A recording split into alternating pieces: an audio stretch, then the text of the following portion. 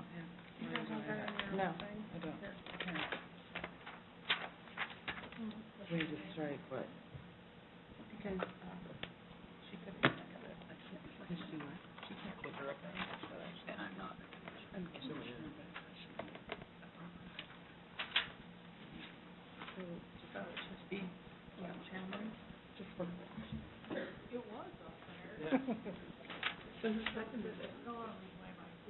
Because she can't sabotage. She wouldn't take our clicker. Okay, so we need to strike it, or? Yeah, we need to pull it and strike it. And then. Okay, I make that up for you. Okay, that's fine.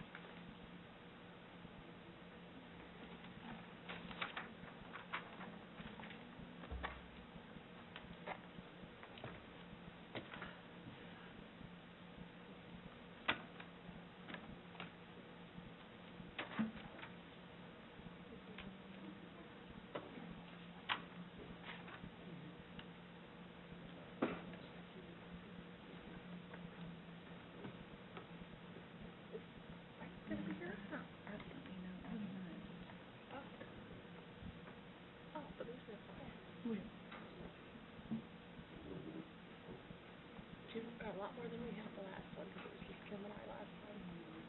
It's all right. Got to go home a little early. Yeah. We'll need the small one.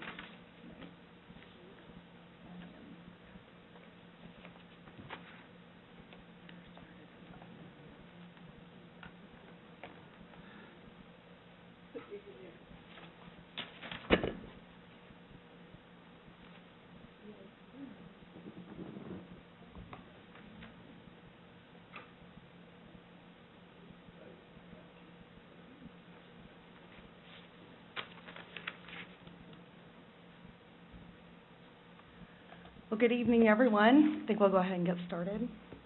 I'd like to call the Tuesday, July 26th, 2016, City of Gardner Planning Commission meeting to order. Everyone will please stand and join me in the Pledge of Allegiance.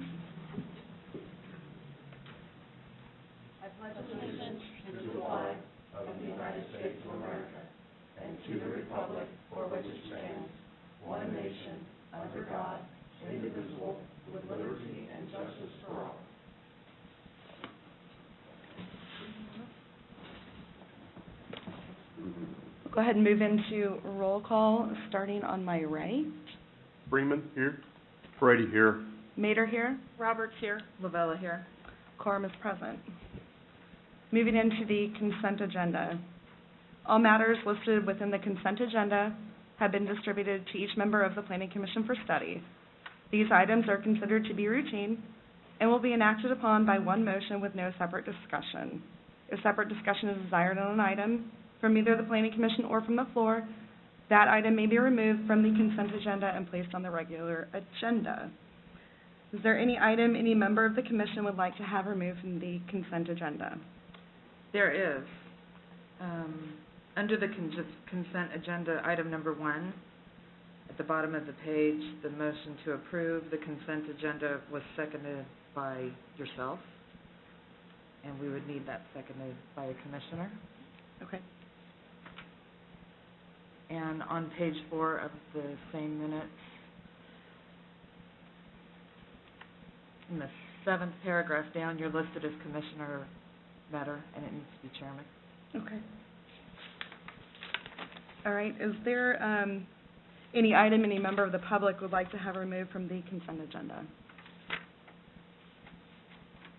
Seeing none from the public, however, we did have a recommended change from one of the commissioners on the consent agenda. If we don't have any other changes, I would entertain a motion to approve the consent agenda changes as recommended by Commissioner Lavella. So moved. Second. We have a motion by Brady with a second by Freeman that we approve the consent agenda with the items that Commissioner Lavella pointed out for changing. All those in favor, please indicate by saying aye. Aye. Aye. All those opposed?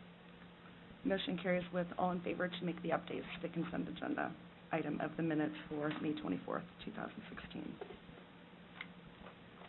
Moving on to the regular agenda, we have two items that will be presented together by staff. Item number 1, the Reserve at Waverly Point 9th Plat. This is an item carried over from the June 28, 2016 Planning Commission meeting. The staff report does remain unchanged.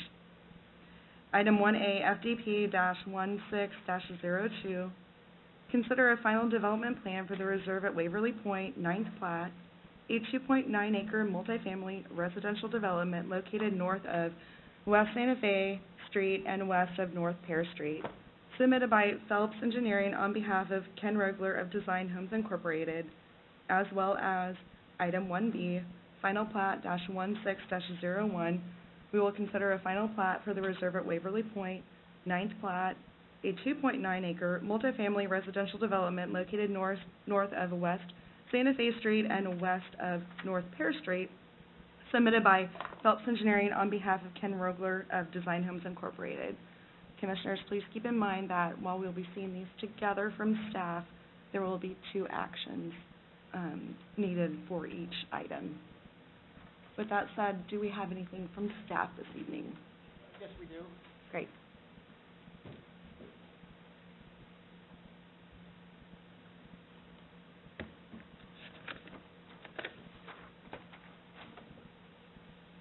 Evening, Madam Chair and Commissioners. Chad Barr, Planner 1, to present this evening's regular agenda items. As you stated, it's Final Development Plan 16-01 on the year. So I will just, since you've read that, I will go right to the aerial map on this particular case. With this slide, you see the property, the subject property, outlined with the red line there. Consists of 2.9 acres. The property was rezoned to RP-3, which is the planned garden apartment district, back in 2007.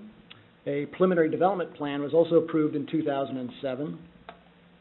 That preliminary development plan was revised in 2014. The property is not final platted, but we do have a case for that later here on the agenda. As far as land use, it recently was a field, but there's been some installation of infrastructure in preparation for the development. Moving on, we have a couple of field photos. This one here is looking northeast from West Santa Fe Street. The subject property, again, highlighted with the red line. It's not a perfect match to the diagram there, but it kind of gives a general location. You can see the previous development to the north and east sides of that. And this here is photograph is taken looking west from North Pear Street. You can see the installation of various infrastructure items there. Moving on, this is the layout view. What is proposed is 26-unit townhomes with 6 lots and 5 tracks. You can see again the subject property is highlighted with the red boundary, and then the individual lots, the 6 lots, highlighted with the bright blue coloring here. Lots 1 through 4 and lot 6 would each have 4 units on it, and then lot 5 would have 6 units on it. The type B units are end units, are single story, and they're proposed at 1,454 square feet. The type A units, which are the middle units, are 2-story, and they're proposed at 1,634 square feet. There are also 3 building types proposed. I'll go on to the next slide on that. Building type A would be found on lots 3 and 4. Building type B on lots 1, 2, and 6. And building type C, which is the 6-unit structure, would be on lot 5. All minimum lot sizes are met at the 6,000 square feet. Going back to that slide. They're met and exceeded. As far as setbacks, the required setbacks per the zoning, the front setback requirement is 30 feet. What is proposed is at 20 feet. The side yard requirements is a requirement of 7 feet, and is proposed at 8 feet. It exceeds it except for the west side of lot 1 and lot 6, which these are proposed at lot 6, or excuse me, at 6 feet, sorry. And then the rear yard requirement is 25 feet, and these are all met except for lots 1 and 6. What is proposed is very much in line with previous Waverly Point approvals as far as setbacks. The utilities, the sewer is on the west side of North Pear Street and then down West Shawnee Court. That's what's proposed there. Water is on the east side of North Pear Street and with a line across Pear and then down West Shawnee Court. The electric would be found in the rear yards, that's proposed, and the gas line is along the west side of North Pear Street.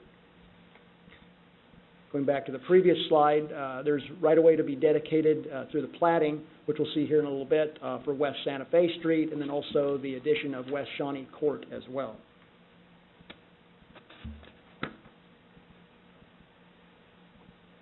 This is the landscaping plan as a part of the final development plan. On this particular slide, the major trees are highlighted, the different types or species.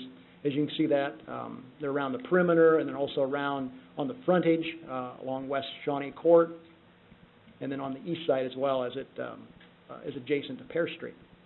The small little bushes and shrubs, I didn't highlight those on this particular slide because they're fairly numerous and they're pretty small, so I just did the trees. But basically all of the landscape requirements have been met, except for one thing, and we'll see that in the conditions here in just a moment. So moving on, for Final Development Plan 16-02, staff recommends the Planning Commission approve the request for a final development plan for 2.9 acres for property located west of North Pear Street and north of West Santa Fe Street of the reserve at Waverly Point 9th Plat. Subject to the following conditions, or the Planning Commission shall make a specific decision regarding the ability to deviate from a standard given the planning type of zoning. Condition number 1, applicant shall develop in accordance with the approved, it should say, final development plan case number FDP-016-02. Number 2, the applicant/developer shall record the final plat prior to receiving a building permit. Condition number 3, section 18.35.060, letter A of the GMC, which is the Gardner Municipal Code, shall be met to meet the 30 feet setback for all front yards. Condition number 4, section 18.35.060, letter B of the GMC shall be met to meet the 7-foot setback for side yards. Condition number 5, section 18.35.060, letter C of the GMC shall be met to meet the 25-foot minimum for setbacks for rear yards. Moving to the next slide. Condition number 6, section 18.165.100, letter B of the GMC shall be met to screen ground-mounted and wall-mounted equipment before issuing a building permit. That's one thing I overlooked in the review, and they very well might be met, but we wanted to put that in there as a kind of a safety valve, as a condition, just to make sure that that would be met. Number 7, meet city engineering specification for driveways. And then number 8, they have on what they've submitted a signature for the Planning Commission chairperson, so that would be to remove the Planning Commission chairperson's signature blank and wording from the top or title cut sheet. The action that you take here tonight, whatever it be, if you would approve it, would be enacted by the Planning Commission as a whole. So what we would do, if it's approved, any changes to the conditions, we would send in the approval letter to the applicant, what those are, and then we would get a new, fresh copy of the final development plan, and then we would stamp it and approve it and sign off on it. That's how we would handle that.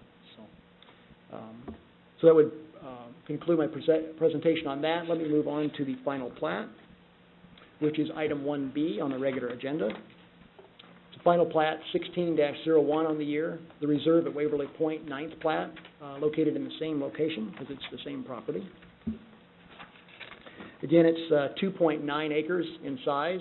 Again, this property is highlighted with the red boundary. You can see the 6 proposed lots and the 5 tracts.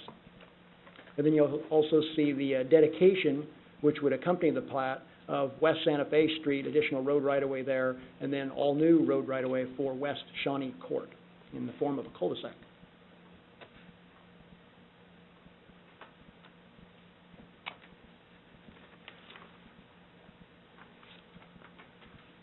There is an excise tax that's found in the zoning ordinance for the city. And this applies for new development, and then you subtract out like the road right-of-way that would be dedicated. The tax for this particular subdivision would be $18,299.73. On November 6th of 2006, the City Council approved a requested excise tax credit totaling $192,000 to be applied to future final plats of the Waverly Point subdivision, which this is one of them. The remaining credit coming into this plat was $126,442.24. So with the tax for this particular subdivision, that would make the new remaining credit balance of $108,142.51. With this particular request, staff recommends the Planning Commission approve the final plat and forward a recommendation to the governing body for approval of the plat and acceptance of dedication and easements for the reserve at Waverly Point 9th plat, case number FP-16-01, consisting of 2.9 acres located north of West Santa Fe Street and west of North Pear Street in Gardner, subject to the following one condition. Condition number 1, no building permits shall be issued until the final plat has been recorded and a copy of said plat has been provided to the city's Business and Economic Development Department for filing. So that would conclude my presentation unless you have any specific questions. I think we might hold off on questions for a minute and see if the applicant has a presentation for us. Okay, this evening. that's quite all right. Okay, I'll thank go you back to an earlier slide. very much, Chad. Mhm. So if we have the applicant this evening, if you'd like to state your name and address for the public record. Thank you, Madam Chair. Planning Commissioners, my name is Harold Phelps, Phelps Engineering, 1270 North Winchester. With me this evening is Ken Rogler. I kind of like to introduce him as the Gardner survivor because Ken's been out here for some time developing this project prior to the Great Recession and has been able to stick with it and keep this project going. So one of the few projects, I think, few developers out here that have continued to do that. So I think that's kind of a little recognition that he's been able to hang on to it and keep things going. With that said, we don't have any significant comments. This is pretty straightforward. It's a final development plan. We do want to make sure that you all understand that we are asking for the stipulations 3, 4, and 5 to be removed. The plan as submitted, the final development plan, is the same as the preliminary plan. So basically what we're asking for you to do is reaffirm the preliminary development plan and waive those 3 setback requirements and remove those stipulations as set forth. We're in agreement to the stipulations for the final plat, and we'd just be happy to answer any questions and appreciate a favorable recommendation. Great, thank you. Thank you. Appreciate it. Yes, Chad. If I may, Chairman Maker, as far as his comments there on, it would be on proposed conditions 3, 4, and 5. Senior staff informs me that those were actually, as he stated, approved at the revised preliminary development plan back in 2014. So those probably should not have been on the list tonight. Okay, well noted. Thank you. Okay, with that, we've heard presentations from both staff and the applicant. So, Commissioners, do you have any questions for staff or the applicant on, we're going to talk about first the FDP-16-02. Let's discuss that first because it will require a separate motion from item 1B. So, questions, comments? Nothing. If we don't have any discussion on item 1A, I would entertain a motion on that item.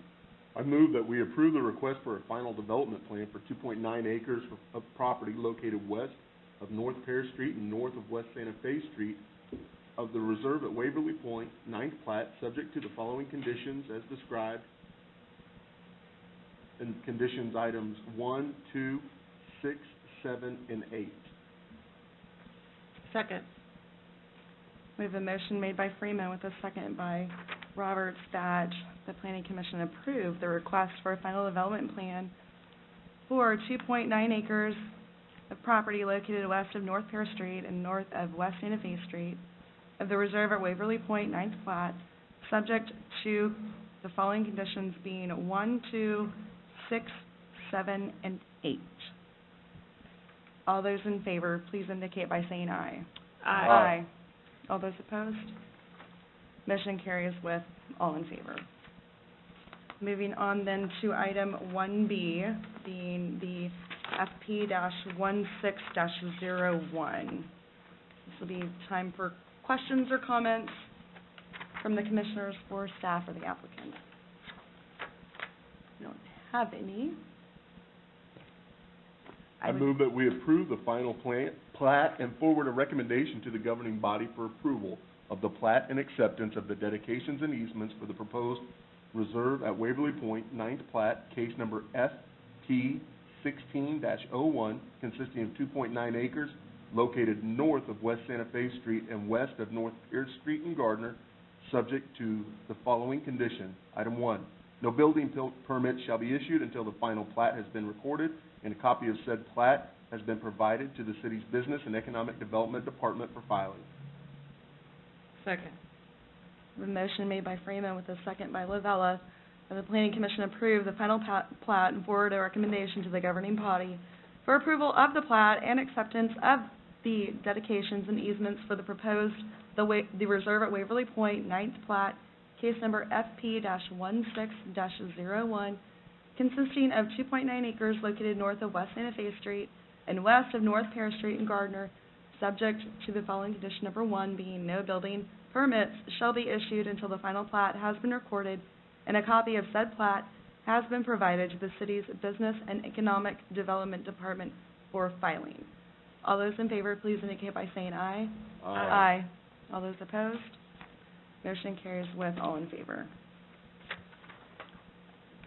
Moving on to item number 2A, CVS Pharmacy, PDP-16-02. Hold a public hearing and consider a revised preliminary development plan for CVS Pharmacy, a 1.39 acre site located on properties addressed as 102 West Main Street, 116 West Main Street, 116 North Center Street, and 113 West Shawnee Street, submitted by Matt Fogarty of Premier Civil Engineering for Velmere Companies developer. Do we have a presentation from staff this evening on item 2A? We're going to start there. Yes, we do. Great.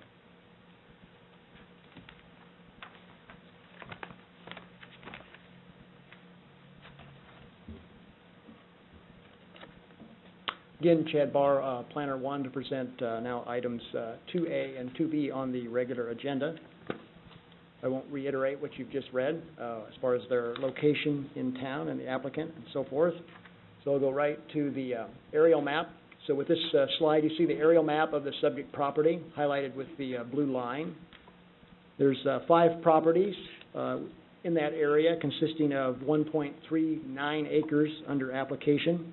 Currently has CP-2 zoning, and that was approved last year. There was also a preliminary development plan and a final development plan approved last year.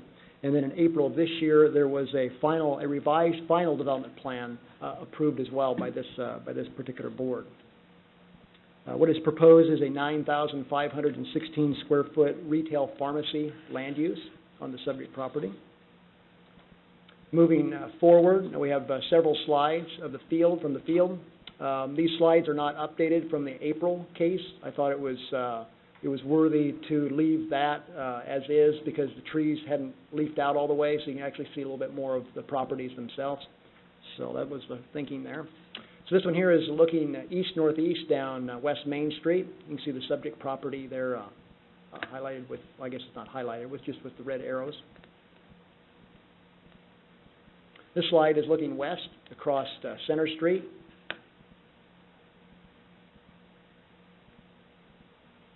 Moving on, this is looking northwest across Center Street.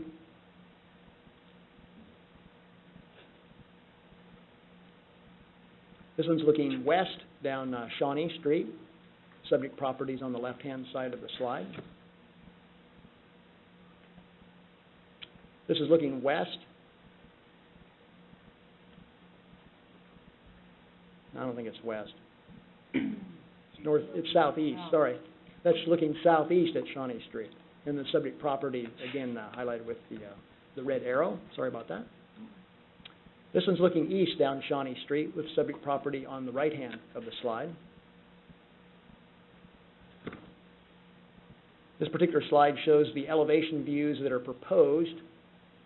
You can see the south, west, east, and north facades there as proposed. And then there's some conditions that we've added as recommended to the Planning Commission tonight. And I'll kind of highlight through some of these here. Condition number 6 relates to Design Standard 1.8.1, which is an acceptable color palette. That's something that can be approved by staff, but we've deferred that to the Planning Commission. So that's what Condition 6 will relate to when we get to that. Condition 9 relates to Design Standard 1.2.1. This has to do with the large white blank areas, and these are all found on the proposed north, south, and west sides or facades. Condition 10 relates to Design Standard 1.5.1. Oh, there it is, down in the lower right-hand corner. This has to do with the transparency rates. The transparency rate is met for the south facade, but not met for the north, east, and west facades. So what I've tried to do is highlight each of these deficiencies with the orange box or oval or what have you. Condition 12 relates to Design Standard 1.6.2, number 2. And this has to do with a change of materials not happening at interior corners. The standard is if there's a change of materials on a particular facade, it should change at an interior corner, where most of these facades are basically just straight or flat. So we have a change of materials, but they're just butting up right against one another. Condition number 13 relates to Design Standard 1.7.1. This has to deal with the CMUs, or concrete masonry unit. It says in that particular design standard, if a building is proposed under 20,000 square feet, remember this one's at 9516 for the square footage, then CMUs are not allowed on a building of that size. So moving on, for preliminary development plan 16-02, after review of said development plan, a request for a retail pharmacy store located at the northwest corner of the intersection of West Main Street and North Center Street, dated June 17th of this year, and staff report dated July 26th of this year. The Planning Commission recommends approval to the governing body. I guess I should say staff recommends approval to the Planning Commission. The application as proposed or / as changed, Planning Commission would indicate which one, provided the following conditions are met. Number 1, the final plat shall be recorded for the subject property prior to the issuance of a building permit. Number 2, the applicant shall meet all standards and acquire all necessary permits from the Kansas Department of Transportation, or KDOT. Number 3, the applicant shall provide architectural drawings showing the design and materials for the northwest corner trash enclosure and compactor for review and approval by city staff. Number 4, the sanitary sewer design and construction shall be approved by the Kansas Department of Health and Environment, KDHE. Number 5, plans shall be revised to eliminate the electronic message boards from the building's east facade. Individual signage can be reviewed with individual sign permit applications at a later date. Number 6, the color palette shall be approved as presented or as changed. This would be under your indication tonight. Number 7, applicant shall submit an approved final stormwater management plan prior to the issuance of a building permit. Other potential conditions, number 8, the minimum 15 feet front yard setback for parking shall be provided on Main and Center Street frontages per section 18.120.060 letter A of the Gardner Municipal Code, or the GMC. Number 9, now there's an issue with number 9. Condition number 9 does relate, as it says here, to Design Standard 1.2.1, but that standard deals with blank areas, not transparencies, as you see on the slide and probably in your packets there. The large white areas on the north, south, and west facades exceed the blank area standard of Design Standard 1.2.1. So Condition 9 should read, the north, south, and west facade shall eliminate the presence of the large white-colored blank areas as prescribed in Design Standard 1.2.1 of the GMC. That's how it should read. Sorry for that. Moving on to condition number 10, all facades shall incorporate transparent design elements along the minimum of 30% of the pedestrian view plane per Design Standard 1.5.1 of the GMC. Condition number 11, all ground level windows shall provide direct views into a building's interior per Design Standard 1.5.2 of the GMC. Condition 12, building design shall be altered such that the transition between materials shall occur at interior corners for all facades per Design Standard 1.6.2 of the GMC. And condition number 13, an alternate material shall be chosen and concrete masonry units shall not be used according to Design Standard 1.7.1 of the GMC. That would conclude that presentation unless you have any questions. I think for now, we'll hold off on the questions since this is a public hearing item. Okay? We will now open the public hearing. If anyone would like to comment on this item, please come forward and state your name and address for the public record. Individuals are allotted 3 minutes, or an individual representing a group is allotted 7 minutes. We have the applicant with us this evening. Or, yeah, I'm the applicant, but she can go first. This is a public hearing, so whoever would like to come speak, please step forward, state your name and address for the public record. Good evening, my name is Matt Fogarty. I'm with Premier Civil Engineering, 308 TCW Court, Lake St. Louis, Missouri, 63367. Good evening. We are here for the third time. What has started this entire process is a plat that was from 1878 that we've lost 40 feet of right-of-way on Center, 50 feet of right-of-way on Main. So the property went from almost 1.6 acres down to 1.3, where are we at now, 1.39. So we lost some substantial frontage along both road right-of-ways, and it's actually readjusted how, if we go back to the GIS plan that just showing the overlay with the property lines, the GIS shown, that's not even correct now per that plat. So that's been the real challenge here is we got to a point and we ended up on a conference call with the attorneys, the title company, and the county surveyor, and it was determined that that plat is what we have to go off of, which changes this entire city block. It even affects the residential properties further to the west, mainly because of where the right-of-way is. So it's actually a pretty big hurdle overall because that affects multiple people, not just us, what's been done by the county essentially.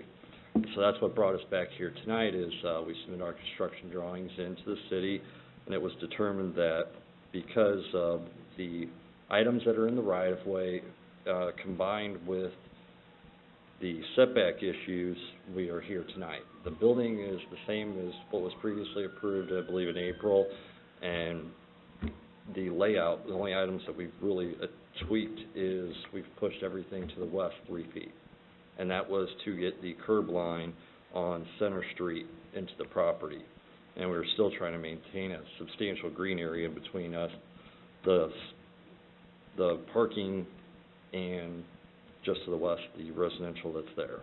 And then we also added a buffer, berm, I want to call it, just in the southwest corner of the property. Just added we had some extra dirt, and it was a perfect opportunity. So now we've done a full stormwater study. We have 2 underground detention basins with infiltration. We updated the landscaping plan, and I believe there are agreements that are in the works to have all these items in the right-of-way, because in the city's long-term planning, there is no need for this right-of-way. However, we cannot obtain it, but we can use it with an agreement with the city, private development agreement, essentially. So with these items, that's why we're here tonight. And in regards to the conditions, we ended up with conditions, well, let's see here, 2, 4, 5, 6, all of those were approved as we previously had them. The traffic study has now been approved by KDOT. Our plans are in review by KDOT now.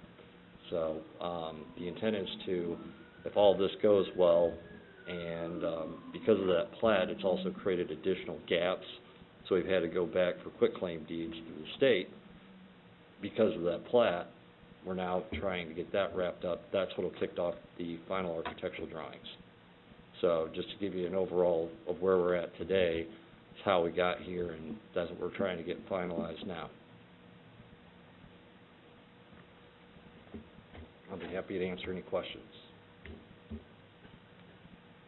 We have the applicant, now would be a good time if there's any specific questions you guys have. Not at this time. Okay, thank you. Great, thank you. Any others wishing to speak this evening?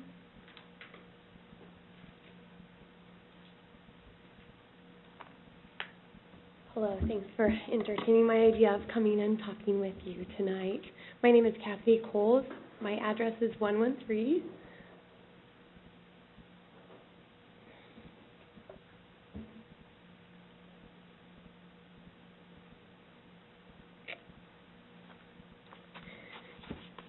Four years ago, I gave birth to a little baby inside of 113 West Shawnee. So, excuse my excited feelings about this particular plan. I wanted to come tonight so that you can just put a face with the redevelopment that's proposed. As I understand it, this is the first redevelopment that would happen in Gardner. I don't think that we've bulldozed anything before to make way for something new. And I think that it's an interesting precedent for our community to set, to displace residents, not just me, but in particular, there, here, I can't show you on this thing, but on Main Street, there's an 8-plex that has some older residents. And some of those people have lived, here in this little spot. Some of those people have lived and worked in Gardner for their whole lives. And I think as a community, I'm not sure where the responsibility lies for taking care of those folks, but I do know that their feeling is sort of like that in Mrs. Frisbee and the Wrath of Nim, or any of those movies where, animals are having to scurry away really fast and not sure where they're going to go. So I know that anxiety is weighing heavy on them, and I'm not sure who will, help with their move, since I, too, will perhaps be moving at the same time as they would be moving. So those folks are on my mind, and I'm not sure, other than just to ask for your specific help, what to do about those folks. I don't think there's a process in place that's just like the easy solution to those guys. There are 2 other families that occupy homes, so it's in all 11 residences that have real people living in them, and that's what I came to represent, is just one of those stories. So I've enjoyed raising my family there, and I think it's a great spot for, that eyesore on the corner has to go, and I think when we think about the responsibility for that, I think it's really interesting that it may fall on the backs of those folks who are longtime residents and older folks who just don't have a lot of other choices besides where they're living now. There's not a lot of, there isn't any one-room housing like that in Gardner for them. So I think Mr. Pate, who owns that property, has really let it go, and it's kind of a shame to sort of let that money go into his pocket when we all agree that is the part of that corner that's really the eyesore and the problem, and then for all those residences to have to be removed just to solve that one person's problem. And in fact, it's a chain of problems. I think the other properties that person owns tend to be on the rundown side, tend to be, so what I'm thinking of is the Huff and Puff and the building next door to the Huff and Puff that used to be BJ's Oasis. Mr. Pate also owns and maintains those properties, and I just, I have a concern when it comes to the way that will change hands and be managed. I don't know that there's a solution that you guys can do, but I did think I should bring it to your attention that that families and older people will be displaced by this precedent-setting redevelopment. I also just want to really say how grateful I am to watch as the comprehensive master plan for Gardner has been more and more adhered to as this plan for CVS has become, closer to becoming real. I just appreciate the way that those guidelines have been upheld, and I appreciate the way that the staff continues to ask for the proper building materials to be used. And I think as we think about the way, from a broader perspective, I attended the Citizens Academy. I don't want to go on and on. I'm so sorry. But I like to think of the county in a broader view. And so when I think about the fair and the parade coming through and the folks coming down to see us for Festival on the Trails, I do hope that we can maintain that high quality that our comprehensive plan calls for and really adhere to those standards. And it seems like staff is asking for that to happen again and again in the CVS plan. I guess that's all I have for you, but thank you for your time, and do just please consider that that each person affected by that has, this scary image of a bulldozer coming for their house. So renters or not, the people who live in those homes are family people and good people. So thank you for considering each and every one of them. Thank you very much. Others wishing to speak tonight?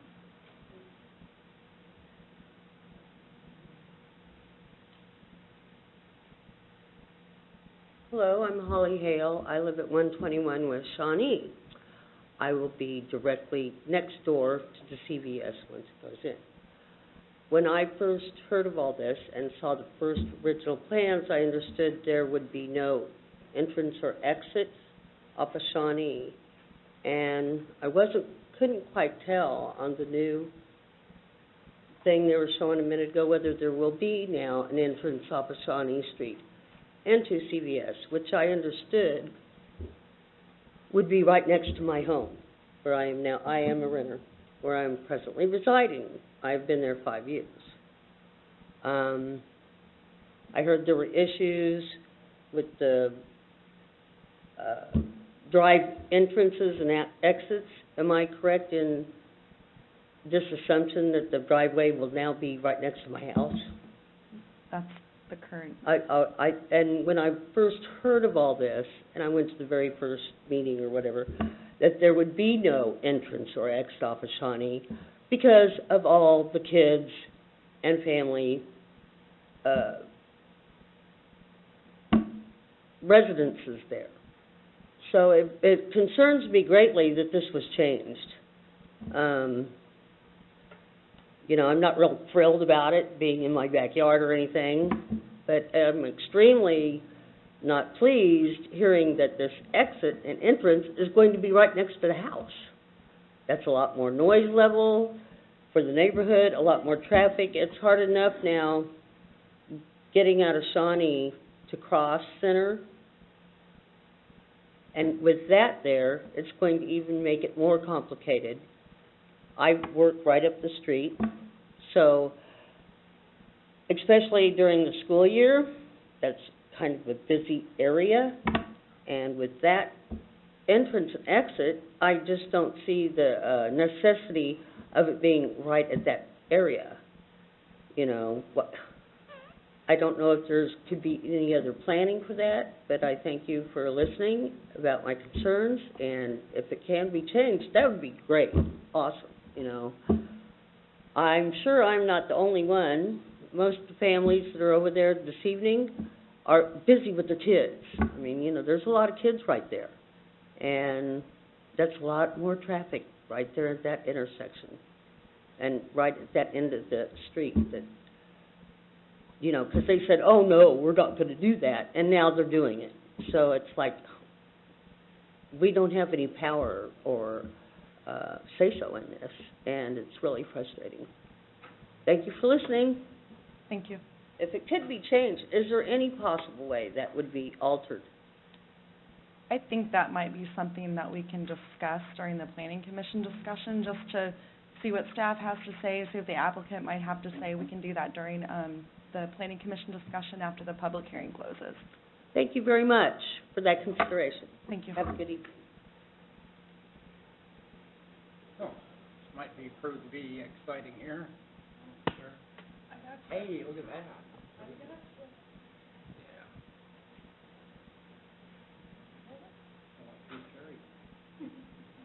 Hi there, my name is Gary Carson. I live at 112 Brittany Court. I also want to talk about this driveway on Shawnee Street.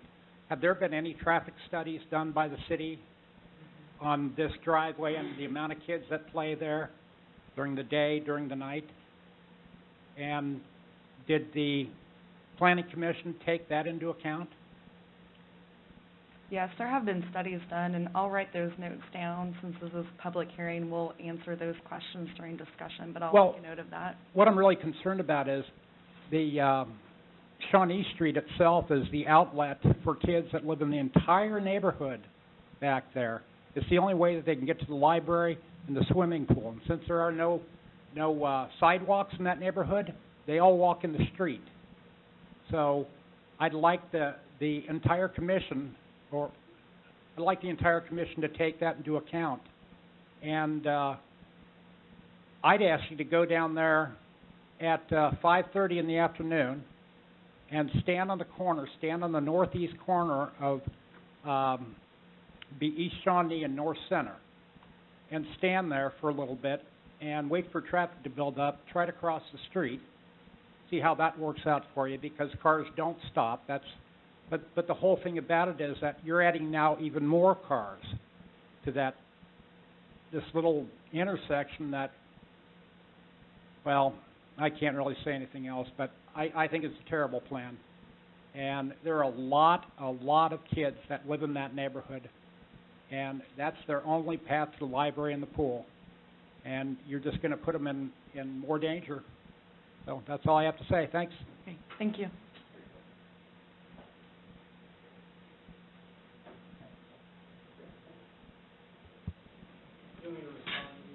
Do we have others wishing to speak this evening? Not seeing others wishing to speak. Yes, Larry. I find myself in a bit of an unusual situation. We had a concerned citizen here earlier this evening who wished to address a couple of issues, and unfortunately she's not here now. If it's okay with the commission, I would like to express those concerns to you. Please, public record, that'd be great. Thank you. The concerns, the number one concern she had was with the types of materials that the store would be built out of. She's a historian and has lived in the community all her life, and feels that the materials that are proposed for the facility should match what the original building, the larger building that was, which was basically a brick and mortar building with appropriate other materials mixed in with it.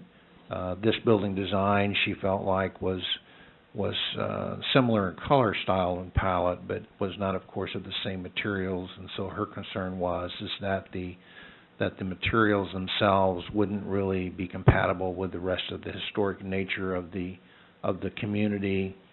Also, the fact that the facility has been a little bit scrunched up now into the site.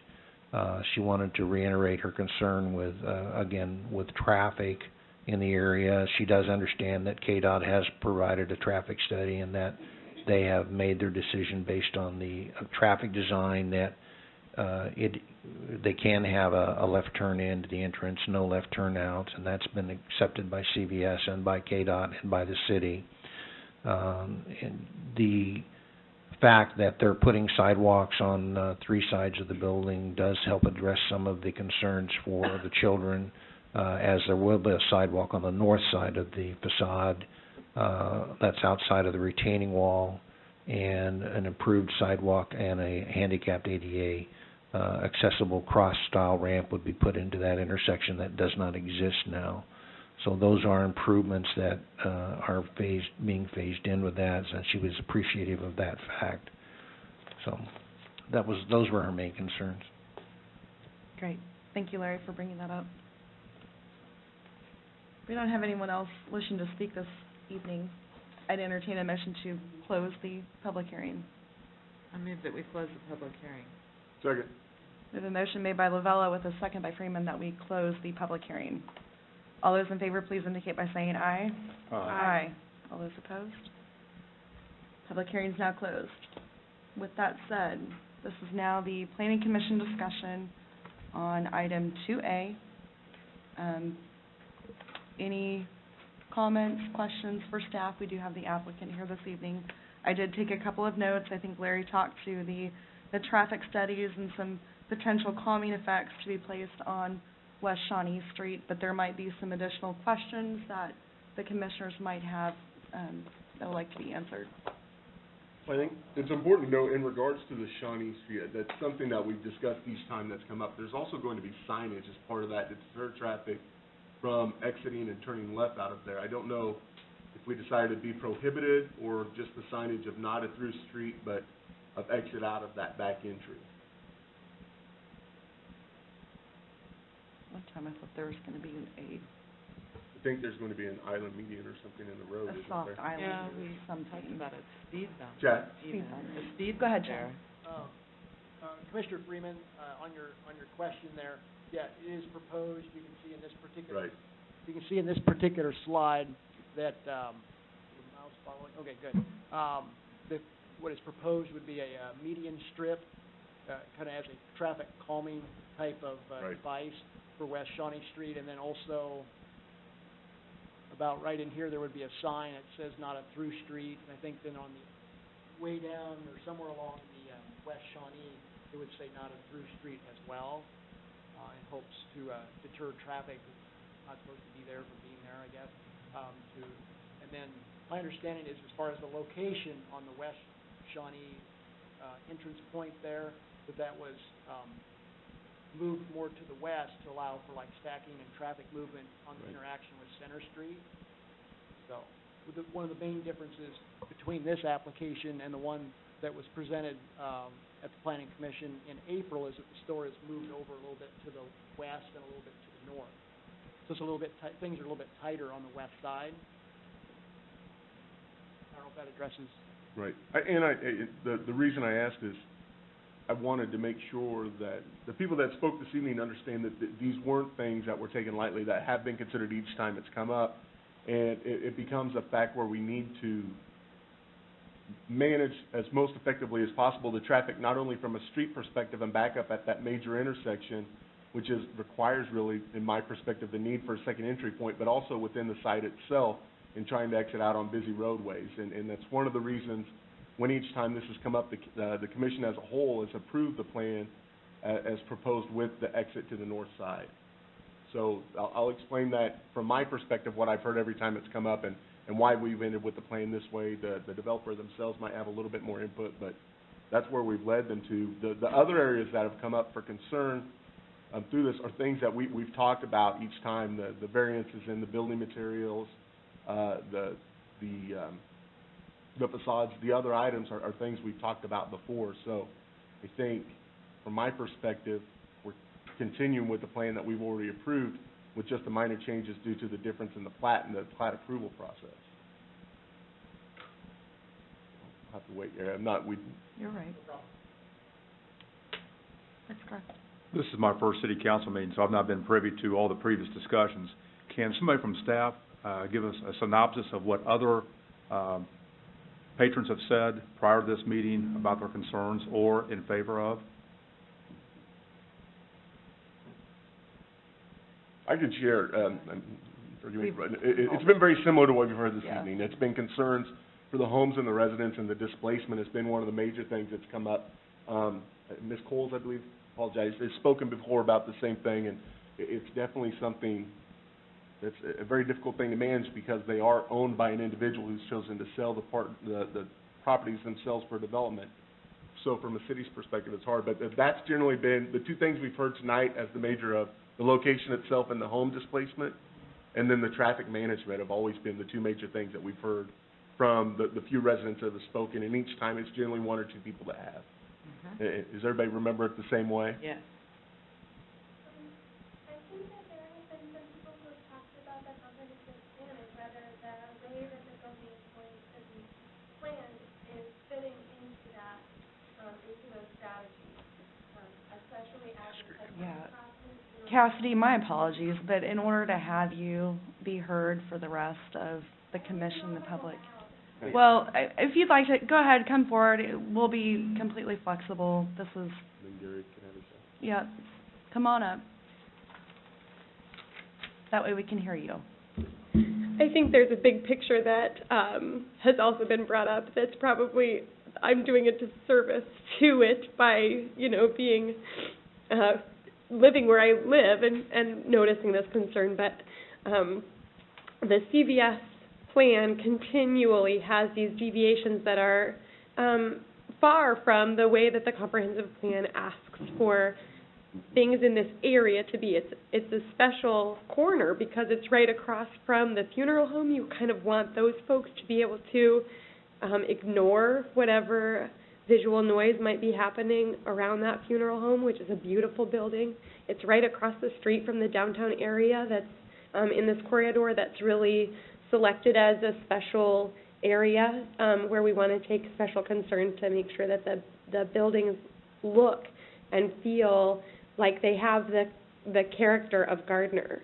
And I think again and again we see CVS plans that deviate pretty far from that community character that we have outlined in the comprehensive master plan for Gardner. And it's a new enough plan that those deviations are, there's no reason to deviate. The plan is from 2014, so we're ready to, I think, as a community, say that's what we expect. That's why we wrote the comprehensive plan. How many citizens? 150 or something? Citizen input for that comprehensive plan, and the way that the traffic moves in a pedestrian way, too, is important in that plan. And so the character of the community is a third question that I think residents have about the CVS plan. Thanks. Thank you for coming up and speaking. Sure. Just leave it right there, that's fine. I just have a question. Mr. Powell, can you send that traffic study to Brian Faust? He's got my email address. I'd like, did you, but in the traffic study right there on West Shawnee, did you look at pedestrian traffic as well in the study? The study itself was supposed to take that into consideration, but I would have to just get you a copy and let you read it because you'd have to go back through it and see what they say specifically. Can you put it in email form that Brian can send to me? We should be able to do that, yes, sir. Okay, and then one other thing I wanted to, that I'm noticing about this, is there going to be from the sidewalk to the building, is there going to be a accessible entrance? Yes, sir. Is there going to be there on Main Street? If It's on the south side. if you look, there are actually two. This one here, and this one also comes into this sidewalk on a level to bring you around. Fantastic. Thank you Yes, very sir. much. Yeah, thank you. Another question perhaps for staff or my colleagues up here. Have the three proprietors on the corners, have they weighed in on their potential neighbor? Have they shared concerns, pro or con? Excuse me, Commissioner Brady, I remember from one of the previous times that the case came through the Planning Commission that there was concern of a property owner on the south side of West Main Street of the light shine that would come from the proposed southwest entrance and exit point from the proposed CVS site. So I know that was a concern of one of the past property owners. I don't know if it was last year or if it was back in April. I think it was last year, actually, that was brought out. There was a concern of that. I want to compliment our patrons for being here this evening. We value your input. Prior to this meeting, I looked over this, I studied it. Honestly, I feel like we're trying to put a square peg in a round hole, and that's how I will vote. Can I make a statement or a few of them to clarify some items? Sure. Come up and make them brief, that would be great. The fun part is, I've also been involved with all this since the beginning. The items is, when we initially came here, our intent was never put an entrance on Shawnee. And that came from KDOT and staff conclusions that the entrance couldn't be on Center and has to be placed on Shawnee. The bottom line is, we never wanted to put it on there. We had the same concerns overall. We are providing a sidewalk. Well, the kids use a sidewalk. I can't force a kid to use a sidewalk versus the street. Overall traffic, I can't say I've been at this site every day. I live in St. Louis. I have been at this site 5 different times between the times of 5 and 6:30, and then I drove over here for meetings that we've had. And in reality, I've seen 2 people walking, and the traffic I see is nothing compared to where if you go to Overland Park, you have the exact same types of intersections that are running C, D, and F categories versus this is a type A, Class A intersection, and it's running, with plenty of capacity, even in the 20-year projections. So from the standpoint of the traffic, from the traffic study itself, yes. So the other item with the pedestrians on the actual traffic study, that was not accounted for because when the study was done on the intent of never using Shawnee. So it actually had to get modified, and then it became, what are the turns in and out of Shawnee at a peak hour? Which I don't have that data in front of me now, but in reality it's I think the most was like, I want to say 8 or 9 max an hour if it comes, that's max peak. I highly doubt seeing that anytime soon, and it's going to take some time as well. We also are proposing a speed, I say bump or hump, because it's going to be much larger to ensure people don't go over that. That was decided against. We were going to go with the median instead, so that's what we came to. I mean, this really was a compromise item. From starting with a different layout, we had a completely different layout. The drive-through was actually on the west side. Now it's on the east side. Instead of trying to put up a 6-foot fence, we're now coming up with a masonry wall that's 3 foot tall, and we're also putting a rail on there because you have to have something that's at least 42 inches tall for commercial use. We're really we set the bar pretty high on this site. I even went through the trouble of creating a 3D model of the entire site to show the topographic characteristics and what we're doing. So I just wanted to make everybody aware that it wasn't just one. This has sort of evolved over the past year to how we got to this. And I stood here at the initial meeting saying, no, we weren't going to have this entrance on Shawnee, and that actually changed. We were trying to have it on Center, and we couldn't get it per KDOT and per staff, so the decision was made to go there. And that was a staff meeting with Michelle, myself, the developer, and a few other people from the city, and that's how that was really decided. It was nothing to do with we have no intent of trying to hurt anybody. We don't want to hurt the neighborhood characteristics. We don't want to hurt the kids. And I think I've personally spoke with quite a few residents in that area to try and explain to them, I've got 3 kids. I would have the same concerns. However, we're trying to do everything we can to mitigate that concern.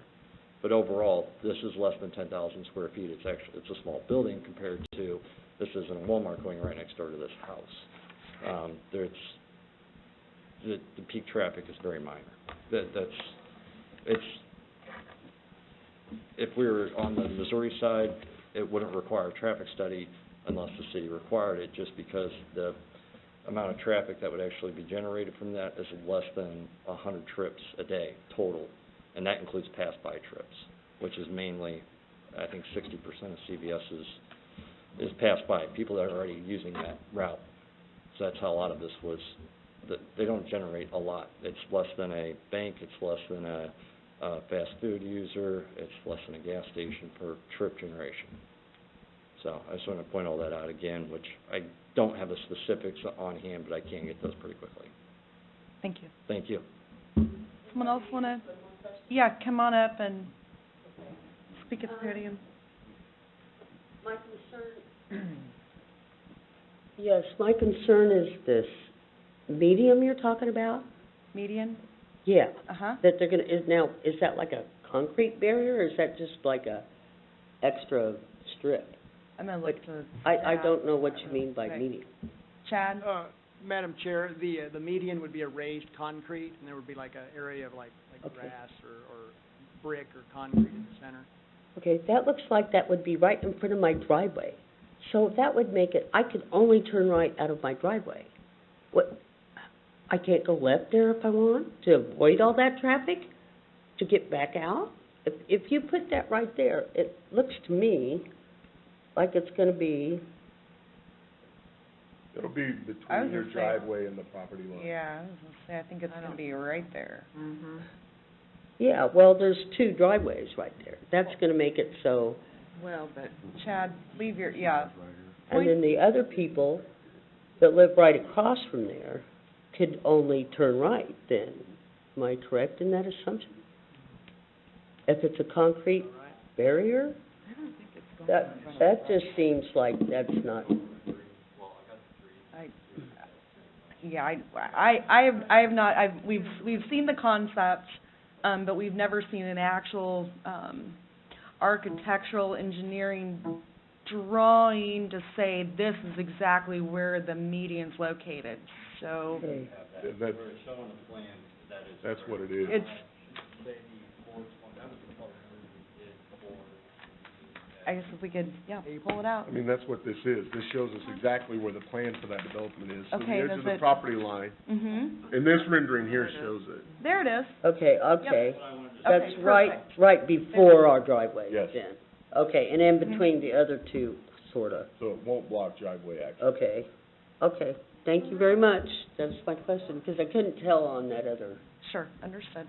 No, I'm putting that up on aerial, so it could be a little off this way or that way compared to our actual plan. Entire plan. Yes, people need to use the driveway, that was the whole plan. But we surveyed all the way down to that intersection on Shawnee specifically. To the west. And according to this, there is some sort of a green area between the property line and the parking lot. Am I assuming that? We'll clarify a little bit. We did So- take out, like I said, the entire item did go over 3 feet to the west, the entire side did. From this one. This was a plan we submitted in April before the plat in the village. Okay, But, so we're talking 3 feet. There's also a fence, that's 6-foot tall vinyl fence, and, I apologize. As I stated, this building was shifted 3 foot to the west. That includes the entrance, et cetera. We did lose 3 feet of green space, however, we made that up. There was always a 6-foot fence there, and we also put a berm in that large, grass area to the southwest. That is now proposed. The trash enclosure will be on to the north there, so the brick will be behind it, so you'll never see that or anything, self-enclosing gates, things of that nature. I mean, the intent is to be a good neighbor here, and that's why I've been here the whole time. okay. Thank you so much. Yeah, thank you. Thank you. Please, briefly. Thank you. Just notice, the median itself is on Shawnee Street. Yeah. Right there. Right there. The house that is in front of that sits on the north side of the road, they use the street for parking. They fill their driveway up and they have other guests that come and they use the street for parking. Are they not gonna be able to park on the street anymore? I would assume that, and this is just an assumption, but something like that would be addressed via the city codes inspector, if they would happen to be in violation. Again, I'm just making an assumption. I'll let Larry. But he brings up a very good point. We have median in our neighborhood, and you can still park on the street. Yeah, I don't Well, I don't you know know, whether it's gonna be there. Shawnee Street isn't very wide. There are no gutters, there's no true, sidewalks, there's no nothing. And you're gonna bring in this development to put this, and then put this median right here in the middle of it. So, a girl that lives right here, her father-in-law parks on the street, because that's the only place he can park. So, from what I'm seeing from this, people won't be able to get by his truck. So, I don't understand that. Larry, how would that be addressed? Can you help Sure. talk through those? I would just, at this point in time, I think the best we can do without a street engineering drawing in front of us is to assume that we will have to adjust the size of this, the width, the length, and maybe the actual position of it somewhat from what you see here, and that the city public works will work with the street design to make sure that, one, people can get in and out of their driveways, that we will make it as, it is intended to cause people not to turn into the neighborhood. That's its purpose, okay? So to do that, it does have to be visible, it has to be something that you can see, but it'll be designed such that it won't impede the neighborhood's use of their own driveways. Well, as far as the width of the street and parking, as far as street parking is concerned, it'll just have to be studied by Public Works to see if there's room for that or if that has to be adjusted in some how about, on the entrance exit there coming into CVS, why not put a triangle there? Traffic can only go one way. Traffic can only come in one way.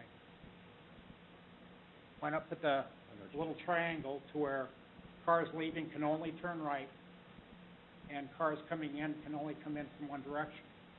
Has that been thought of?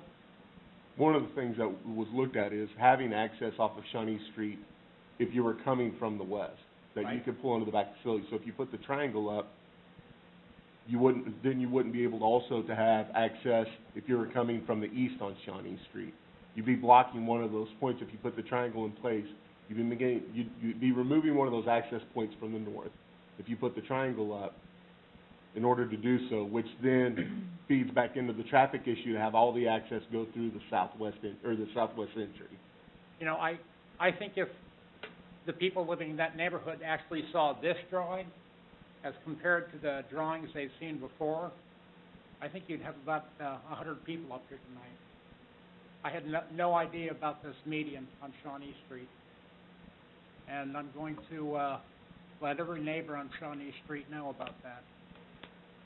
So I hope your votes tonight will take the concerns of citizens that have come up here to, I hope it does some good. I really do. Thank you. Thank you. Do you have anything else, Commissioner Brady, or can I move down to my left?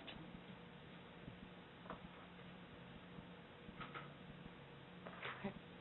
Thank you. Tori? I do not. Karen?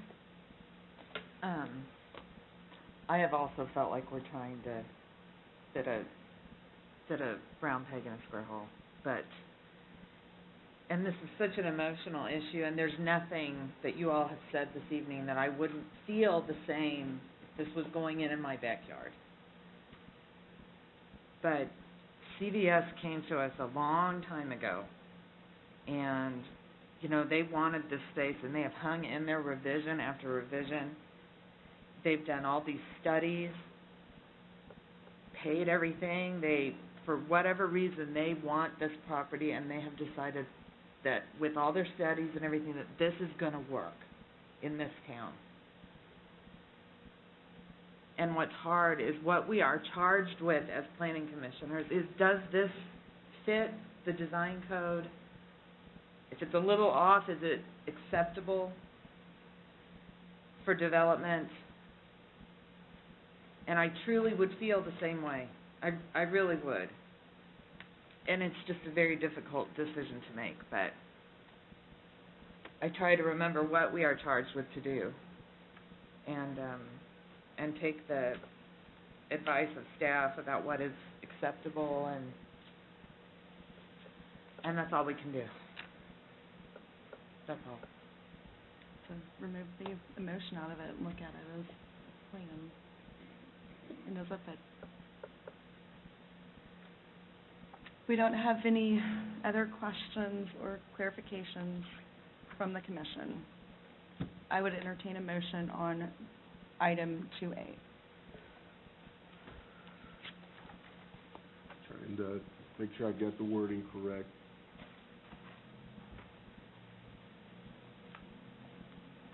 I move that we approve the preliminary development plan PDP-16-02, a request for a retail pharmacy store located at the northwest corner of the intersection of West Main Street and North Center Street, dated 6/17/2016, and staff report dated July 26, 2016. The Planning Commission recommends approval to the governing body to the application as proposed with the following conditions, items 1 through 7, as described. Second. I have a motion made by Freeman with a second by Roberts. The Planning Commission approve preliminary development plan PDP-16-02, a request for a retail pharmacy store located at the northwest corner of the intersection of West Main Street and North Center Street, dated 6/17/2016, and staff report dated July 26, 2016. Planning Commission recommends approval to the governing body. The application as proposed below, provided the following conditions 1 through 7 are met as described. All those in favor, please indicate by saying aye. Aye. All those opposed? Nay.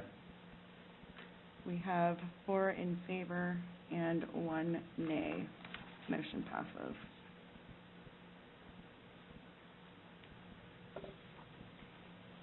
Moving on to item 2B, FDP-16-04. Consider the revised final development plan for CVS Pharmacy, a 1.39 acre site located on properties addressed as 102 West Main, 116 West Main, 116 North Center Street, 113 West Shawnee Street, submitted by Matt Fogarty of Premier Civil Engineering for Valmira Company's developer. Do we have anything specific from staff on item 2B? Yes, we do.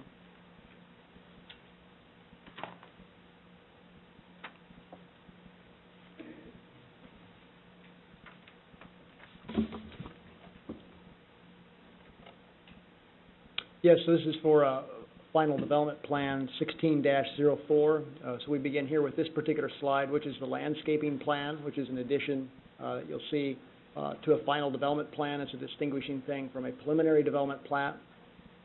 And so what you see with this particular slide, you see the subject property highlighted in purple, with the store located in the center or north central part of the property. There is a proposed screening fence, vinyl fence, I believe it is, on the west side that would go along. Well, I guess we can't show the cursor from here. Along the west property line. Sorry, Chad. It's all right. You move it back. Hit escape. Yeah. Or just click on the screen. There we go.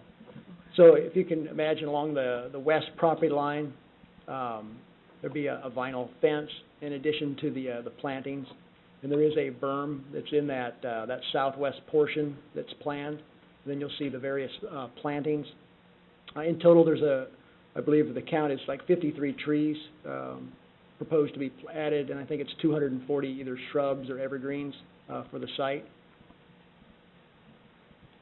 I'll go through some of the conditions for the final development plan. Down in the southwest corner of the subject property, you'll see highlighted there with the orange box or oval there.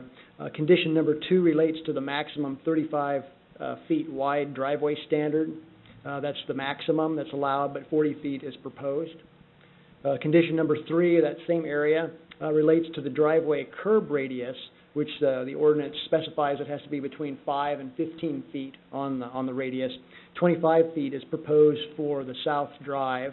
And then, not highlighted here, but in that northwest corner entrance on the west side, there's 20 feet that's proposed for the north drive radius. Condition number 4 relates to the 15 feet minimum separation between the property line and the edge of the parking areas. You can see that along the east border. That one is actually specifically highlighted. And then it also occurs on the south property line as well. The proposed distance between the property line and the edge of the parking on the east side is 2 feet, as opposed to the requirement of 15 feet. And then on the south side, it's proposed at 9 feet, as opposed to the requirement of 15 feet. These, we see this as the shrinking from the previous development plan from April because of the additional area dedicated for right-of-way usage. Moving on to condition number 5. This relates to the exceeding the 3 feet wall or fence height. What's proposed just inside of the north property line, the purple line there, just inside that is a it varies in height. It ranges because the topography changes. At some points it's 4 feet high, and as you move to the east, at one time the height differential is about 7 feet. So basically comes out like a wall there, which would be made out of, the first 3 feet would be masonry blocks, and then the top 3 feet of that would be what they call a knee wall. Condition number 6 relates to a 25% building facade planting requirement, and that would apply to all 4 sides of the proposed building. The items that are not met would be the west facade and the south facade. There's no plantings that are specifically proposed there. Now, on the north side, where the 25% is the requirement, you can see there that most of the north side is planted, proposed to be planted, and then it also exceeds the 25% minimum on the east side facade.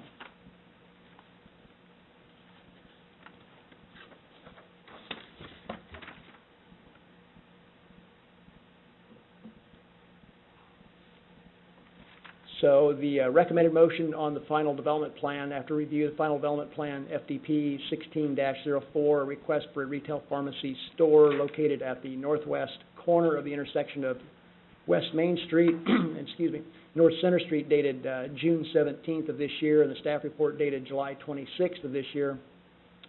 The Planning Commission approves the application as proposed / as changed. Planning Commission will indicate which is the desirement there. Provided the following conditions are met, actions are taken. Number 1, the conditions of the preliminary development plan, PDP 16-002, shall be met. And then other potential conditions. Number 2, plans shall be revised such that no driveway shall exceed 35 feet in width per section 18.160.020 of the Gardner Municipal Code. Condition 3, plans shall be revised such that no driveway curb return radius shall be more than 15 feet per section 18.160.020 of the GMC. Condition 4, the minimum 15 feet front yard setback for parking shall be provided on Main and Center Street frontages per sections 18.120.060 letter A and 18.160.030A of the Gardner Municipal Code. Condition number 5, the masonry wall and fence shall be redesigned to meet the height limitations of section 18.165.080. This is letter A, and then also 2C and 2D of the Gardner Municipal Code. And condition number 6, all facades shall be redesigned to include required facade landscaping on a minimum of 25% of the facade per section 18.165.090 letter A of the GMC. That would conclude the presentation unless you have any questions. Great. Thanks, Chad. Thank you. I don't know if the applicant has anything else to add to the discussion before we have Planning Commission questions. Do I need to repeat my name and all that good stuff? Sure. Okay. Matt Fogarty, Premier Civil Engineering, 308 TCW Court, Lake St. Louis, Missouri. The The only item I want to bring up is the conditions. The other possible conditions are the exact same ones that were removed the previous approval in April. And this, except for, of course, the setbacks, which changed. We're still keeping the same amount of green area. We're still providing the wall, et cetera, except now that's going to be in the right-of-way. That right-of-way was not dedicated. It was taken by a plat that none of the legal descriptions for this entire area, including the residents further west, knew about until just the county surveyor said that this is what it should be per law, the Kansas state law. So with that being said, that's this position, and again, how we ended up here tonight. So that's it. Oh, and the entrance, again, on condition 2, with the driveway width, that's a KDOT entrance that has KDOT, that's KDOT's design, that's why. So, thank you. Thank you. Questions or comments from the commission? You said that's KDOT's design? Yeah. On condition 5, that masonry wall, you said would go up to 7 feet high? Is that correct? Chad, do you have the views I sent you on that? I think that's going to help explain that a little better from the model. I'd have to dig for them. I've got, I thought you had said that in your presentation. Maybe I misunderstood that. I'm just thinking about traffic view being blocked by a 7-foot wall. it's 7 feet from the low side. It's only 3 foot tall from the high side, and it's a freestanding wall. I don't know if this will work. Can I use this blue cord? And let's see if this works.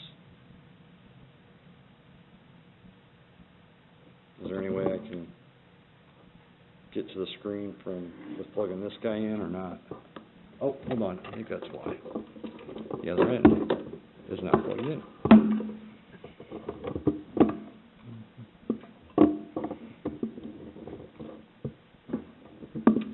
All right, she's in. If not, I can come up and show you. And I'm assuming city staff will look at that too. Are there concerns about people turning and their view, their sight line being blocked? Well, this was to ensure that vehicles coming out of the drive-through do not shine their lights north onto Shawnee and the residents. Right, but So, I understand that. But what we intended on doing, and if it's not working, I can bring this up here. I'm not sure how to get it. Okay, that's all right. So it's a 3D model, and it's been some views to staff last week of this.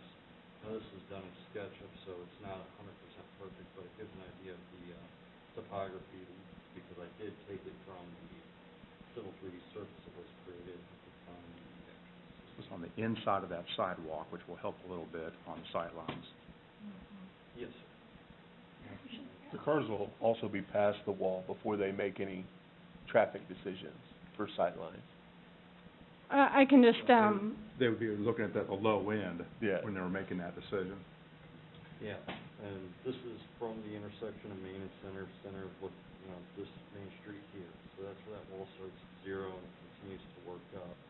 And then as it works up,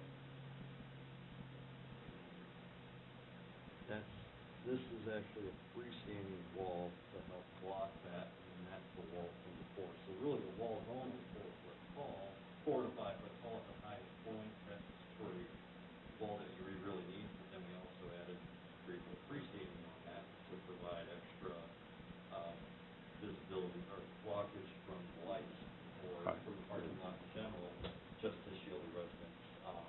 Instead of like a 6 foot fence, even if that sits up higher, I thought it was a better look overall than a fence. The only item is with this, we also got to put a rail behind that just because of the height differential. So we'll put a aluminum platform rail that's 40 inches tall behind that. But you'll have all the other landscaping and stuff. Kelly, did you have something you wanted to add? I just wanted to add that, we had that was a very good question. We had concerns as well. We asked Brian Faust, the Public Work Director, to look at that SketchUp drawing that he's talking about of the wall. And he said that he was fine with the wall and the design. He just wants to see the specifications, you know, before the building permits go through, the final drawings, to make sure it's constructed properly, but he wasn't concerned about site issues. Yes. Huh? So this is what, there won't be a side obstruction there, where you're coming out, they're coming down here. There won't be any moving traffic to see there, it's all, there'll be stop traffic. Okay, question? Thank you. Other questions from the commissioners? There aren't any other questions for staff or the applicant. I would consider a motion on item 2A. I move that we approve the final development plan FDP-16-04, a request for a retail pharmacy store located at the northwest corner of the intersection of West Main Street and North Center Street, dated 6/17/2016, and staff report dated July 26, 2016.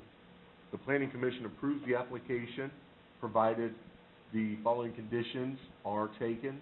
Item 1, the conditions of the preliminary development plan PDP 16-02 shall be met. Second. There's a motion made by Freeman with a second by Roberts that the final development plan, FDP-16-06, a request for retail pharmacy located at the northwest corner of the intersection of West Main Street, North Center Street, dated 6/17/2016, and staff report dated July 26, 2016, that the Planning Commission would approve the application as proposed, provided the following condition met is taken below item number 1. All those in favor, please indicate by saying aye. Aye. All those opposed? Nay. Motion carries with 4 in favor and 1 nay. Thank you. Moving on to regular agenda item number 3, Capital Improvement Plan, CIP. Consider the 2017-2021 Capital Improvement Plan to find that it is in general conformance with the comprehensive plan. We have a presentation this evening.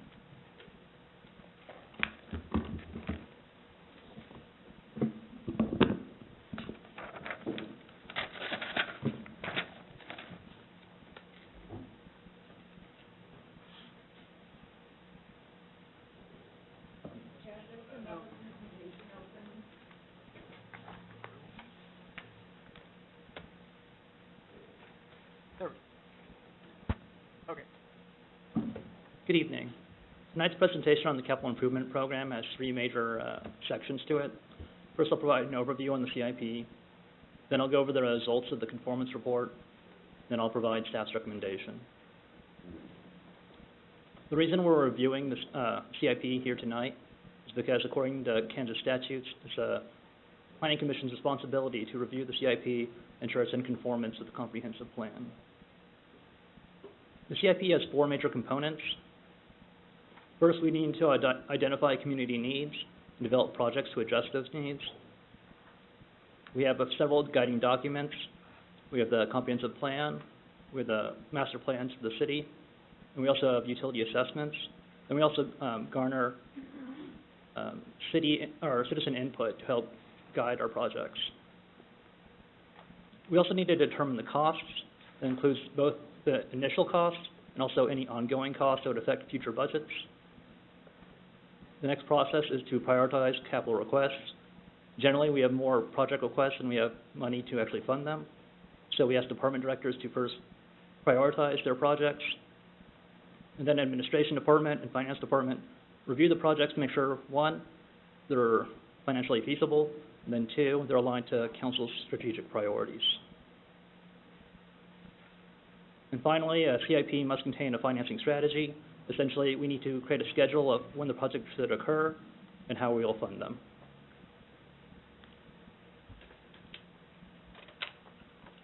Staff reviewed the CIP and also the comprehensive plan to make sure that it was in conformance to the comprehensive plan. And each project in the CIP was linked to a specific goal that's stated in the comprehensive plan. This is a list of the goals that the project support. I'll be going through a series of slides that go for each, or describe the projects for each goal.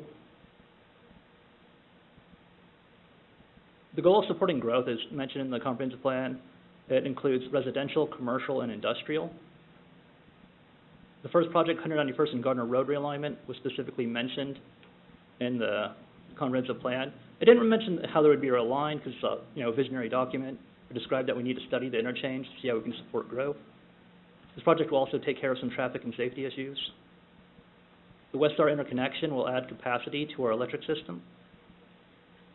The Cedar Niles to Clare Road overhead power line will expand our electric system to the other side of the interstate to support development. And the other 4 projects on this page are all sewer projects. They're kind of a combination of both maintenance, and then also, while we're doing maintenance, we're going to upgrade them to take on more growth.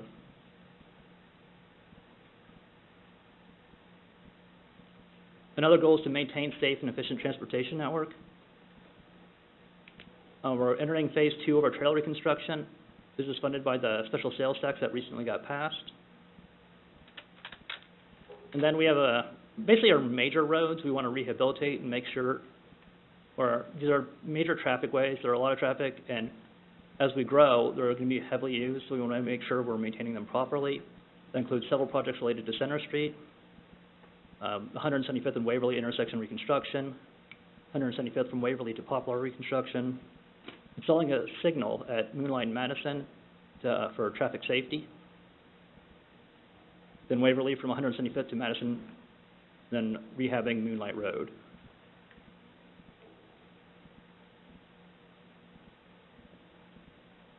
The next goal is kind of a broad goal, is to provide high quality and dependable public services and facilities. One of them is actually an AV upgrade for this room right here, the City Council chambers. The equipment we have is quite old, and we'd like to improve it. Unfortunately, that means we have to replace pretty much all of our IT infrastructure in this room. So that's currently being discussed by council. And then we have a series of water, wastewater, and electric system improvements. I didn't list them all in this presentation, but most of them were identified in our utility assessments. Then there's a couple others that were added by our engineers. And then these projects are geared mainly towards maintenance or adding redundancy. For example, we want to add to our electric system redundancy. So there's a power outage. There's a backfeed from a different area that will minimize the amount of time people lose their power. We have 4 projects that support our goal of a balanced park system that supports connectivity. In 2017, we want to develop a new park at Quail Meadows and also complete phase 1 of the West Fork Kill Creek Trail. Both these projects are related to each other, and we're seeking grant funds to help support the financing of those projects. In the future, we've identified the St. John's area as a future area that we want to have a neighborhood park. We have run projects related to maintaining and enhancing the community's image, as putting in new city entry signs on 56. We removed the old ones because they were no longer, they had our old brand, and the city recently rebranded its image. So we were planning, I think it's in 2018, to put in new city entry signs, and just trying to upgrade the quality of the signs to be more reflective of what you'd see in communities in Johnson County. And we have 2 goals to support sustainability and protect the natural environment. Jamestown Open Channel, south of Madison, helps manage stormwater runoff. It also has some safety issues related to the retaining wall there. There's some deterioration, and to basically fix that to get rid of that safety hazard. And then the Gardner Lake downstream channel improvements, that's related to reducing the degradation of our spillway. The staff's recommendation that the Planning Commission entertains a motion to find the proposed 2017 to 2021 CIP in general conformance with the comprehensive plan. Great, thank you. Do we have any questions for staff on the CIP? If there aren't any questions, I'd entertain a motion on this item.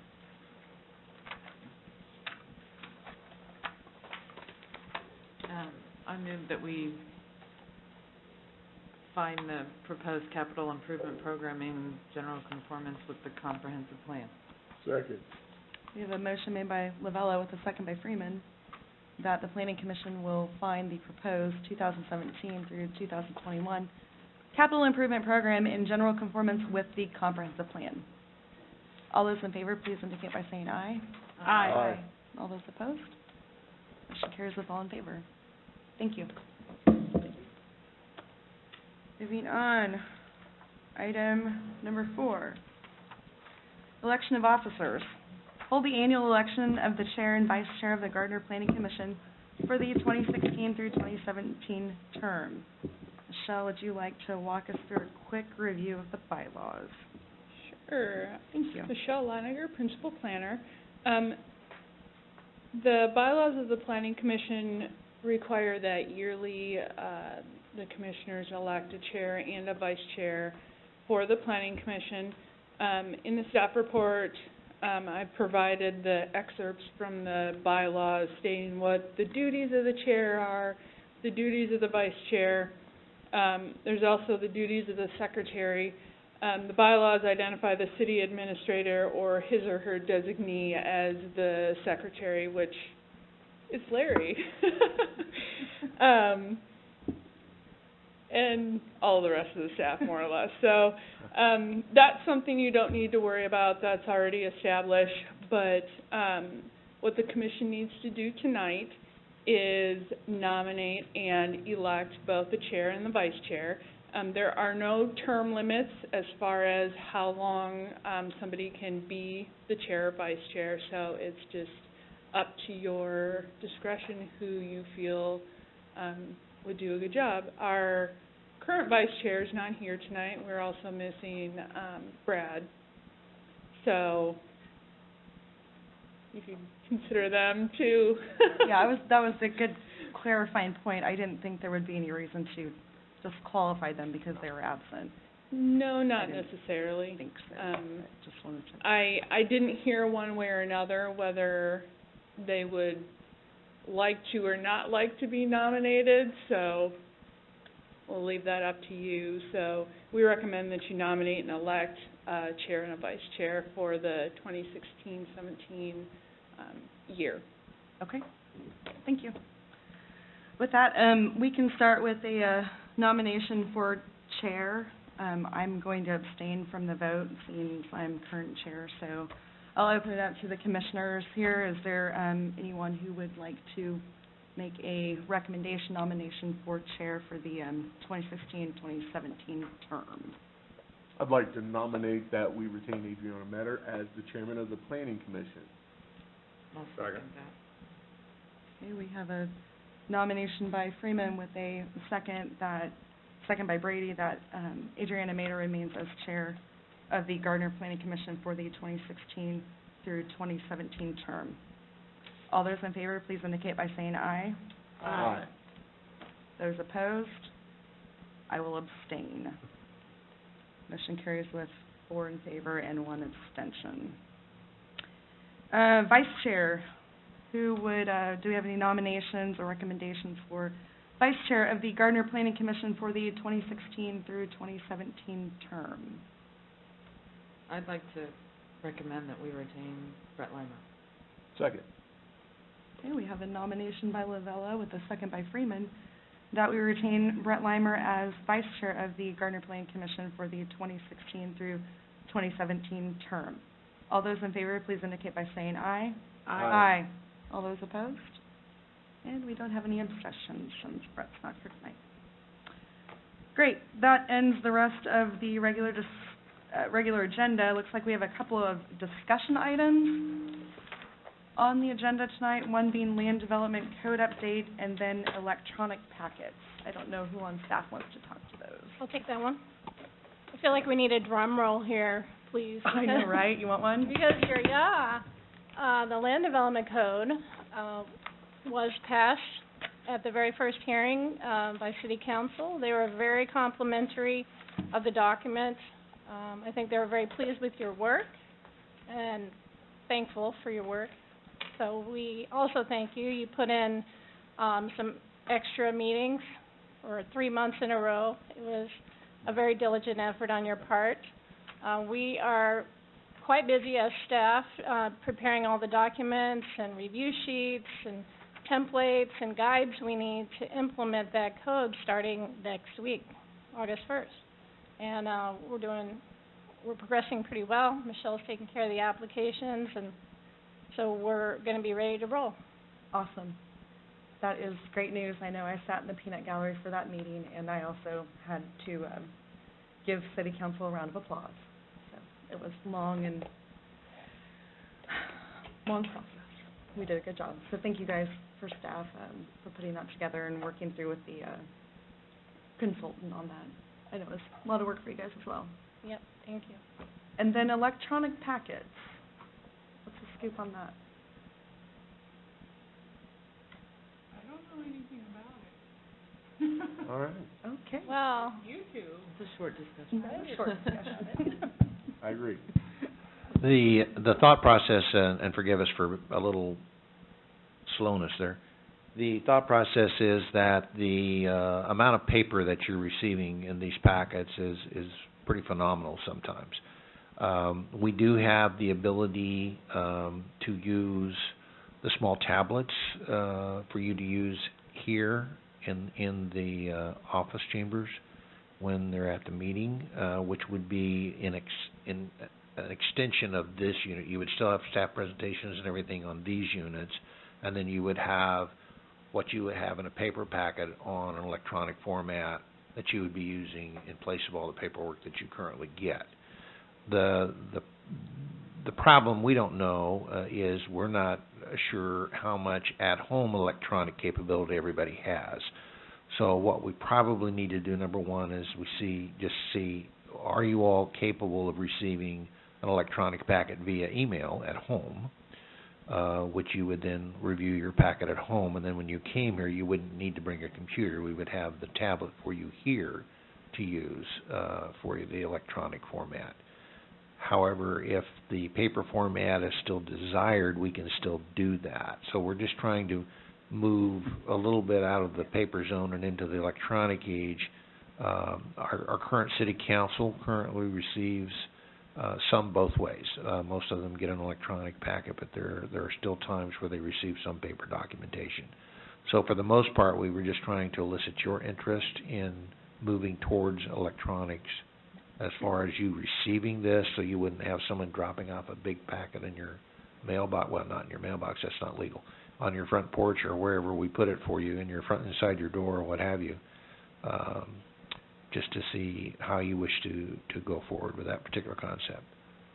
Well, I have an opinion. Yeah, I would think we all have one, so she's around the horn. I was surprised because I'd been on the planning commission and I was off and I was on city council, and we predominantly got everything electronic, and I was surprised we still got all this, to tell you the truth. So I would be fine with the electronic, in my opinion. Lavella? I like the paper, but I'm good either way.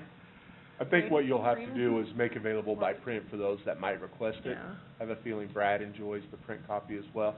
I'm perfectly fine just accessing on the site, so. Now that I know that it's there, I didn't realize you had to click the triangle for the longest time. So I was kind of mad that we were only getting the paper until I asked about it, but that works perfectly for me. I don't open this until we get here Tuesday. Tim? One of the reasons I like the paper is because I like to highlight and underline stuff as I'm reading, and with electronic tablet or whatever, or looking at home, I can't really do that. I also found myself tonight thumbing through different things, and I like that flexibility. However, these, I could look at these electronically, the big... Or the maps. The maps. I mean, I'd hate to know how much the city spends on paper on that. I mean, some of these are in color, and so for me personally, and I'll do whatever, but these electronic, other stuff, for me, I'd like to have paper. Actually, I might piggyback off that. I might prefer to have the meeting agenda with the staff reports, because it is easier to note on that. Just the 8.5 by 11 sheets. Yeah. Actually, at the meeting time itself is pretty handy to have and be able to follow along a These are little bit enormous easier. cost. Yeah. They With are. copies. Yeah. I'm a fan of paper as well. I mean, the electronic's fine, but I'll go print it off anyways because I like paper. And I'm gonna kind of, concur with. That's not us. That's not Yeah, us. I wanna write down, I saw Heath, we all have little, notes and, I brought my highlighter. Right. and goes highlighter, so I. Oh. So I might be in the minority, but I'm good with whatever everybody decides. I'm like you, I flip back and forth through stuff through the whole meeting, so that's why I like paper. Well, that's what we wanted was your input, so we'll take that and we'll try and figure out how we can, create a meeting of the minds here, to enable most of you to receive the information the way you want to get it. So, I appreciate your input. I'll jump in here since I do the majority of the packets. It's gonna be a pain if we do one person gets a paper Right. You're all getting paper or you're all not getting paper, 'cause it's too much. Those large documents, any plans that you receive, those are provided by the applicant. Those are not something that we, make copies of. They're required to provide us with enough copies of those for you and for our files and typically, they do 2 rounds of those. Mm-hmm. We do a review round, we have the initial submittal, so I guess 3. Initial submittal, we provide them with comments, they make revisions, send us new copies, and if they need to make additional revisions, they will provide us with a 3rd copy. Otherwise, we have that second set of sets. So they're potentially providing us with 3 sets of documents. And I can see why you as a staff would want the larger sets, paper copies, as you sit around your table and meet and scratch and scrawl and all that. Right. But is it possible for us to just get the 8.5 by 11 copies of the notebook, but the big spreadsheet type stuff that's provided to you by these companies, can that just be sent to us in a PDF? I don't know that you'll be able to read them off of 8.5 by 11. You have them in your packets now. Whether you'll be able to review them to see the necessary details. We do have the option to print them 11 by 17 instead of the large scale ones, but that's still kind of iffy whether you're going to be able to read the notes and the details of the plans. But that makes sense. that is an option. Okay. Before we adjourn, I just want to say welcome to both Tori and Tim. Congratulations. You guys made it through your first official meeting tonight. And we're back here next Tuesday? We will be back here next Tuesday. Good reminder, special meeting August 2nd, next Tuesday, 7 p.m. Please leave your binders at your desk, and we'll get them to you again on Thursday. Okay. Perfect. We don't have any other announcements. I would entertain a motion to adjourn. So moved. Second. Motion to adjourn made by Freeman with a second by Lavella. All those in favor, please indicate by saying aye. Aye. All those opposed? Meeting's adjourned. All in favor.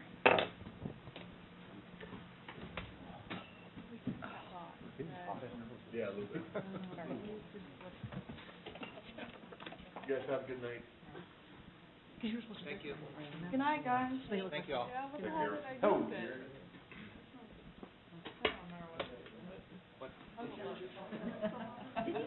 Is it in your? Can you put it back in there? Like maybe in the corner or something? I don't know. What? It's early, is that what you're saying? Yeah, we're just looking at the process, the statute. All right. This is me. Oh, great. Yeah, I'll follow up on that. It shouldn't take me long, it'll just be easier for us to put this back in our office to double check. Okay, sounds good, thank you. Yeah. A little longer than normal. Right.